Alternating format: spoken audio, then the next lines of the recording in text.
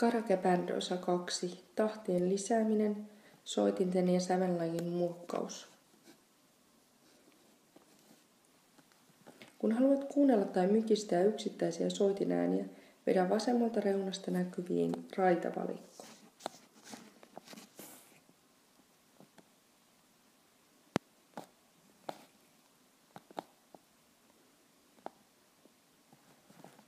Jos raita kuulostaa huonolta, paina sitä pitkään ja valitse poista.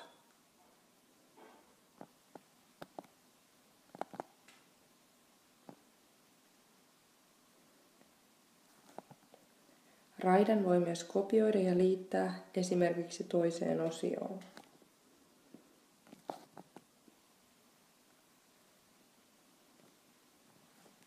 Muista aina merkitä muistiin käyttämäsi sointukierto.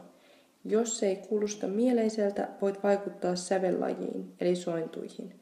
Jos joku tarvitsemasi sointu puuttuu, voit lisätä sointuja. Valitse ylhäältä asetukset. Valitse muutos tahtilajiin, sävellajiin, tempoon tai muokkaa yksittäisiä sointuja.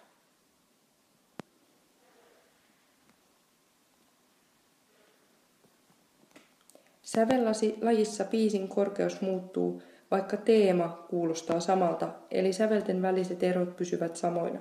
Kaikki nousevat tai laskevat yhtä paljon. Voit muokata myös yksittäisiä sointuja kohdassa muokkaa sointuja. Näin saat lisättyä tarvitsemisia sointuja.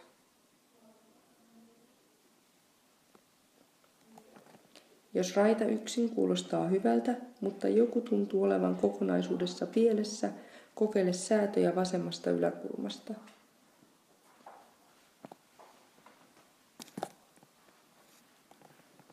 Yksittäisen äänen säädöt löydät ylhäältä säätövalikosta. Epätasaisen rytmin korjaamiseen valitse raidan asetukset.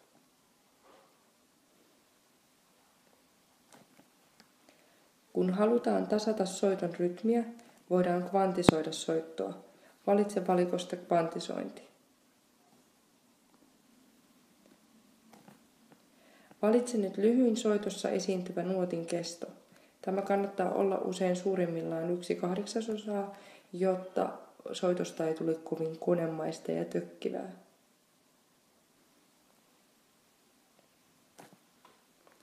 Mikäli haluat kokeilla, miltä kappale kuulostaa toisessa sävellajissa tai käyttää sävellajin vaihtoa eri osaan, valitse transmodointi.